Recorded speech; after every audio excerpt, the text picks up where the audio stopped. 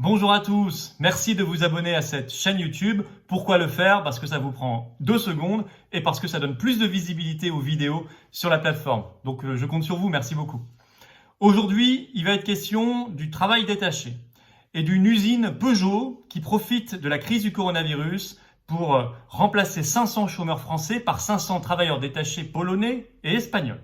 Il va être question d'un gouvernement français qui communique beaucoup sur le sujet et qui commet un gros mensonge. Je crois que je vais vous apprendre des choses là-dessus. Puis on va aller sur le fond du dossier, évidemment, la directive européenne des travailleurs détachés, ce qu'on appelait auparavant le plombier polonais. On va voir que c'est loin d'être un fantasme et que c'est au contraire en explosion, que ce dumping social, c'est une des clés du mondialisme et de l'européisme contre lequel nous devons lutter de toutes nos forces. Nous allons voir d'ailleurs ce qu'il faut faire très sérieusement sur ce sujet, beaucoup plus sérieusement que certains syndicats et politiques qui se prennent sciemment les pieds dans le tapis sur cette affaire et promettent du vent aux Français. Allez, c'est parti. Alors, on parle d'une usine à Ordin, dans le Nord, dans le département du Nord. Il se trouve que c'est une usine qui, jusqu'au confinement, faisait travailler 1600 personnes sur le site, dont 500 intérimaires. À cause du confinement, 370 intérimaires ont perdu leur emploi. Bon.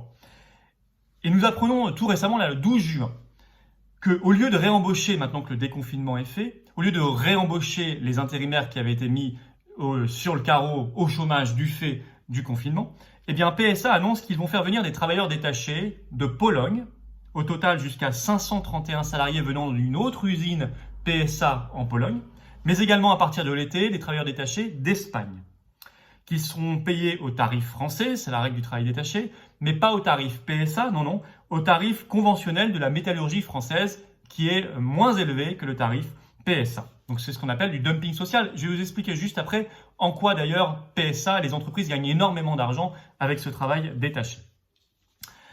Ça s'emballe politiquement. Dès le même jour, le 12 juin, la ministre du Travail, Mme Pénicaud, demande à PSA de renoncer à cette opération. Je la cite. Dans la situation actuelle, les entreprises doivent tout faire pour protéger l'emploi en France. Bon. Effectivement, revirement dès le lendemain, en tout cas apparent, le 13 juin, puisque selon un communiqué du ministère des Finances à Bercy, on apprend que le patron de PSA, Carlos Tavares, se serait, je cite, engagé à revenir sur cette décision. Ça, c'est la parole de Bercy, mais nous n'avons pas de communication officielle de la part de PSA. Donc on doit croire sur parole le gouvernement. Et là, dès le soir même, nous apprenons que c'est pas aussi simple que ça. En effet, d'abord, nous avons appris par une communication de PSA sur le site de Metz vis-à-vis de l'agence France Presse que déjà depuis le 8 juin sont arrivés sur le site de PSA à Metz une 50aine de travailleurs détachés polonais pour y travailler.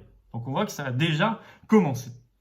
Et puis patatras, on apprend par le journal La Voix du Nord ce jour même, le 14 juin, par un communiqué de PSA, qu'il y aura en réalité moins de salariés polonais qu'envisagé au départ, mais qu'il y en aura bien aussi également à Ordin, dans le Nord, comme c'était annoncé. Donc le gouvernement a doublement menti. D'abord, il n'a pas réglé du tout la question d'Ordin, on vient de le voir, et il y a même des travailleurs détachés polonais qui sont en train de remplacer des chômeurs français sur d'autres sites du constructeur Peugeot Citroën, notamment Metz. Alors, qu'est-ce qu'il y a derrière cette affaire? Il y a ce qu'on appelle les règles du travail détaché, tout simplement. Et ça, c'est complètement lié à l'Union européenne. Et c'est bien justement le terme, le seul mot que se sont bien gardés d'employer aussi bien PSA que la ministre du Travail ou le ministre de l'Économie. En revanche, il y a bien une secrétaire d'État au gouvernement qui l'a dit, qui a craché le morceau.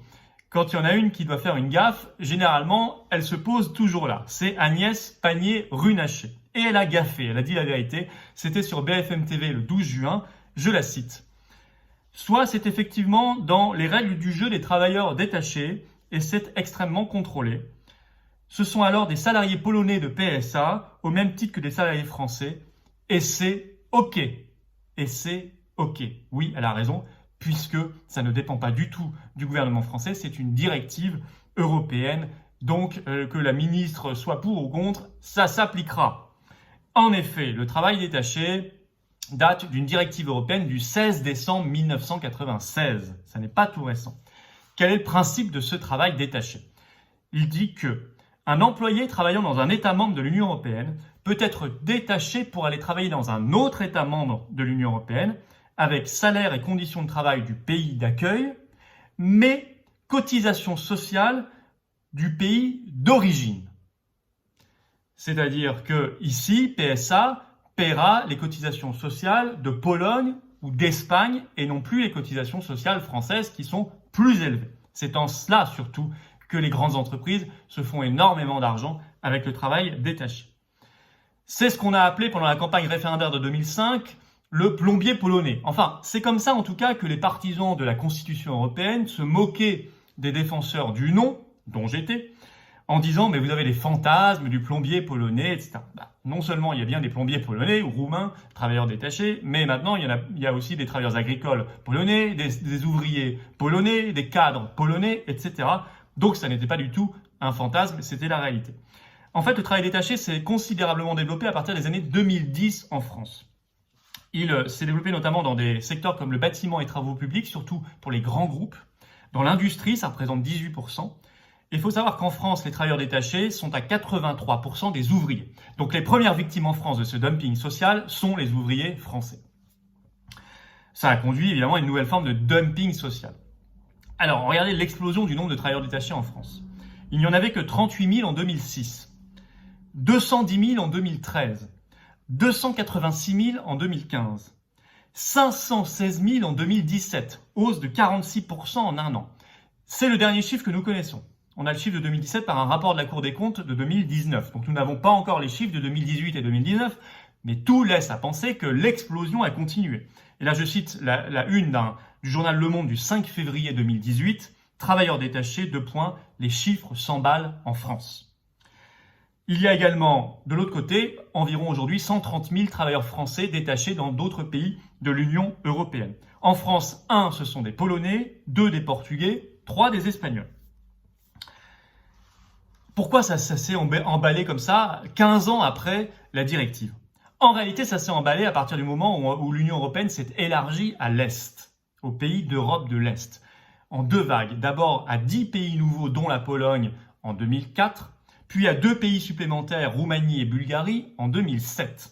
Et c'est à partir de ce moment-là que les grandes entreprises françaises ont trouvé un vivier de travailleurs à bas coût, puisque les cotisations sociales dans ces pays d'Europe de l'Est sont moins élevées qu'en France, beaucoup moins élevées, pour les faire venir comme travailleurs détachés en France et remplacer des travailleurs français. À ce principe légal s'ajoute la fraude.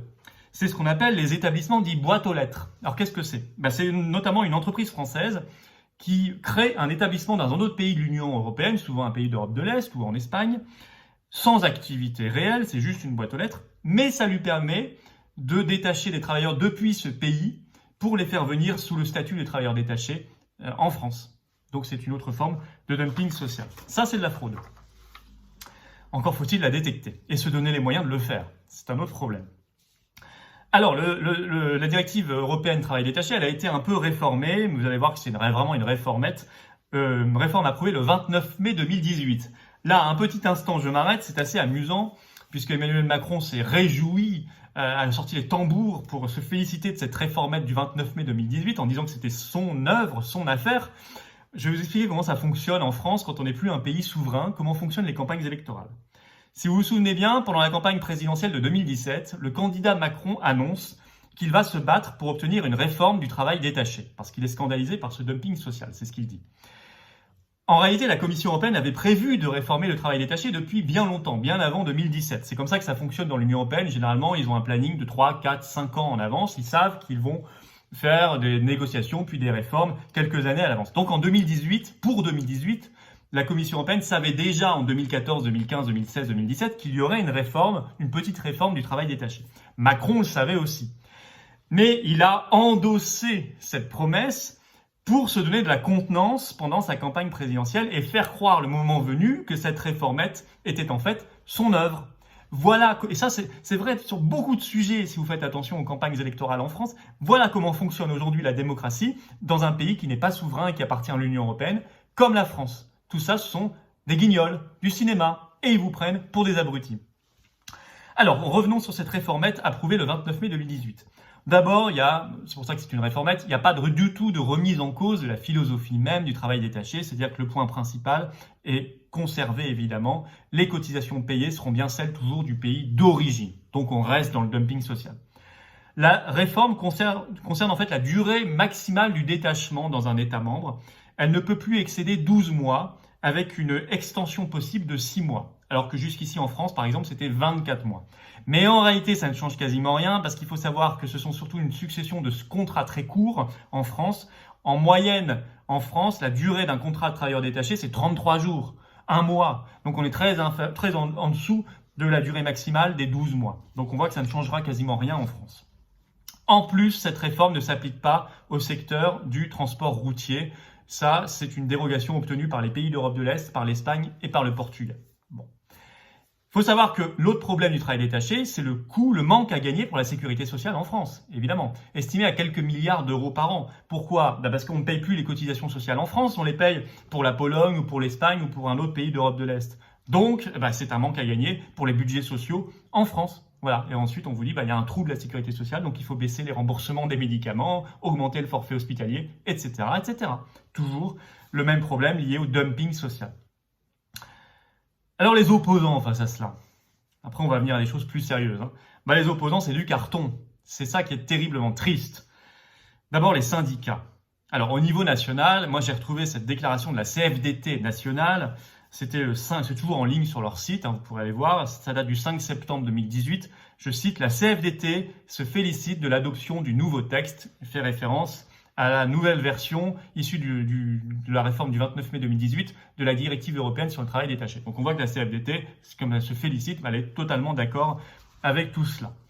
Sur l'affaire de PSA, pour revenir à cette affaire d'Ordain dans le Nord. Alors là, les syndicats ont été, moi je trouve, en dessous de tout. D'abord, j'ai lu les déclarations d'un délégué CGT assez médiatique, vous devez le connaître, Jean-Pierre Mercier. Alors lui, je le cite, il accuse, je cite, PSA de se faire du fric sur le dos des camarades de Pologne et d'Espagne. Il ajoute, il n'y a qu'une seule motivation, c'est faire du cash. Bon, monsieur Mercier, c'est vrai, évidemment que PSA fait ça pour se faire de l'argent, augmenter son bénéfice, sa rentabilité. Mais c'est un peu court comme analyse. Parce que si PSA veut se faire du fric, elle utilise un procédé qu'elle a le droit d'utiliser. Le problème, c'est pas qu'on découvre qu'un grand groupe veut se faire, une grande multinationale veut se faire de l'argent, on le sait, c'est tout ça. Le problème, c'est qu'elle a le droit de le faire légalement.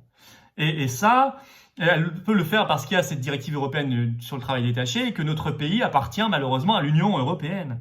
Et ça, c'est bien la chose dont le chef syndicaliste Mercier s'est bien gardé de parler. Il ne parle pas une seule seconde dans toutes ses déclarations dans les médias de la directive européenne du travail détaché. Non, il cible uniquement PSA. C'est très court. Et puis vous remarquerez que sa commisération, elle va d'abord aux Polonais, aux Espagnols, dans la phrase que je vous ai citée, avant même de parler des travailleurs français. Comme s'il craignait, par bien-pensance, par politiquement correct, qu'on lui reproche de défendre l'emploi français en France. Or, je suis désolé, c'est normalement le boulot des syndicats français. Si eux ne le font pas, qui va le faire? Bon. Alors, la palme, quand même, de la nullité, moi, même du scandaleux, je la décerne à la CFE-CGC, c'est le pompon. Alors, c'est un article de La Voix du Nord du 14 juin. Vous avez Anne Kwan Nguyen, donc CFE-CGC, qui parle de cette situation à Ordain de PSA. Alors, lui, il se dit carrément inquiet du sort de ses collègues, 3 petits points, polonais. Je le cite. Ils sont dans une situation beaucoup plus précaire que les Français. Il faut trouver un équilibre qui puisse satisfaire à la fois les problèmes français et les problèmes polonais. Bon, écoutez, j'aimerais bien entendre le discours des syndicats polonais en Pologne. Je pense que ça n'est pas tout à fait la même chose. Je suis sûr et certain que pas une seule seconde, ils ne s'inquiètent du sort des travailleurs français en France. Et c'est tout à fait normal, ils sont là pour défendre les travailleurs polonais. Ce qui est tout à fait navrant, désespérant, c'est de voir les syndicats français qui défendent, eux, d'autres travailleurs que les travailleurs français. Bon. Du côté des politiques, c'est pas mieux. Bon, d'abord, il y a Macron avec sa fausse réforme, sa fausse promesse de 2017 et sa fausse réformette de 2018. Je vais pas y revenir, c'est une queue de cerise, il n'a rien obtenu. Mais on voit souvent depuis une dizaine d'années des promesses en campagne électorale de responsables politiques de tous bords qui disent qu'ils vont réformer en profondeur, je les cite, le travail détaché, qu'ils vont même abroger cette directive, y mettre fin, mais qui en même temps disent qu'ils veulent que la France reste dans l'Union européenne. Et ça, c'est impossible. C'est du mensonge, c'est du blabla, ça n'est pas sérieux, c'est du carton. Je cite même un site pourtant très européiste qui s'appelle Euractiv, qui a écrit le 25 mars 2019 ceci. L'idée de sortir tout simplement du régime des travailleurs détachés ne pourrait pas se faire sans, 3 petits points, une sortie de l'Union européenne. Eh ben oui, je suis d'accord avec Euractiv, pourtant ils sont très européistes, mais ils disent la vérité pour le coup. Alors qu'est-ce qu'il faut faire ? D'abord, il faut être conséquent et arrêter de prendre les travailleurs, les ouvriers et les Français pour des imbéciles. Il faut le Frexit, la sortie de la France de l'Union européenne et de l'euro. Il n'y a que comme ça qu'on pourra se débarrasser de la directive européenne sur le travail détaché et de toutes les autres dont je vous parle régulièrement. Il faudra donc mettre fin à ce système et certainement pas reprendre derrière une loi nationale pour le remettre en place. Non, pas du tout. Il faut y mettre fin. Pour avoir le droit d'y mettre fin, il faut sortir de l'Union européenne. Je suis désolé, il n'y a pas 36 chemins possibles, il n'y en a qu'un seul. Il faudra par ailleurs désaccoutumer les secteurs économiques en France qui s'y sont habitués. On pense au BTP pour les grands groupes surtout, je vous l'ai cité. Quelques grandes entreprises dans l'industrie comme PSA. On peut citer aussi le secteur agricole, on l'a vu pendant le confinement, où ils avaient du mal à trouver des travailleurs français. Et là, pour une fois que les frontières étaient à peu près fermées, ils ne trouvaient plus de travailleurs détachés venant d'Espagne, du Portugal ou de Pologne. C'était très compliqué. Parce qu'ils se sont accoutumés. C'est la facilité. Donc il va falloir réapprendre à les secteurs économiques à travailler comme ils travaillaient il y a 15 et 20 ans, ou 20 ans, voilà, c'est pas beaucoup plus vieux que ça, où ils utilisaient les travailleurs français. Alors, il faut sûrement revoir les salaires un peu plus à la hausse, il faut revoir les choses, il faut reformer les Français, il faut les réhabituer, mais il y a tout un écosystème à remettre en place. Alors qu'on s'entende bien, mettre fin à ce travail détaché, ça ne veut pas dire qu'on n'aurait plus le droit, comme travailleurs français, d'aller travailler à l'étranger, ou qu'on n'aurait plus le droit d'accueillir des travailleurs étrangers, par exemple, très qualifiés en France. Non, non, ça n'a rien à voir. Alors, ça a toujours existé, on peut très bien travailler à l'étranger ou des étrangers venir travailler en France quand ils apportent quelque chose, mais ça n'a rien, mais ils payent les cotisations sociales du pays d'accueil. Ça n'a rien à voir avec le dumping social et le travail détaché. De la même manière, le travail transfrontalier, les Français qui habitent en France et qui tous les jours traversent une frontière pour les travailler en Belgique, en Allemagne, en Italie ou je ne sais où, ou en Suisse, ça n'a rien à voir. Ça n'est pas du travail détaché. Idem dans l'autre sens. Il faut faire le Frexit parce que moi j'en ai un peu marre de me contenter de l'État quémandeur, de voir la ministre du Travail, le ministre de l'Économie supplier PSA de renoncer, puis ensuite d'être obligé de mentir devant les Français en faisant croire que PSA renonce alors que ça n'est pas vrai. J'en ai marre de l'État quémandeur, moi je veux l'État stratège, et l'État ne peut être stratège que si on fait le Frexit, qu'on est de nouveau souverain. Et puis il faut qu'on pose la question des syndicats, ils sont quand même là pour défendre normalement l'intérêt des travailleurs français. Donc il faut réfléchir à bâtir le plus vite possible un grand syndicat patriote et anti-mondialiste. Parce que tous les grands syndicats en France aujourd'hui sont mondialistes. Même ceux qui font semblant de tambouriner du poing sur la table. Ils sont européistes et mondialistes. La preuve, ils n'en parlent jamais de ce système européen. Voilà, sur ce sujet qui me semble essentiel. On en reparlera probablement. Si vous êtes d'accord avec ce projet, ce programme de salut public, j'ai envie de dire, contre le dumping social, l'européisme et le mondialisme, pour les travailleurs, les ouvriers français, adhérez aux Patriotes, la formation politique que je préside. Je vous demande de le faire parce qu'il ne faut pas rester seul et parce que nous, c'est la condition de notre liberté, de notre indépendance. Nous dépendons à 100% des adhérents et des donateurs. Je vous l'ai déjà dit, pas un centime de l'État, pas un prêt bancaire.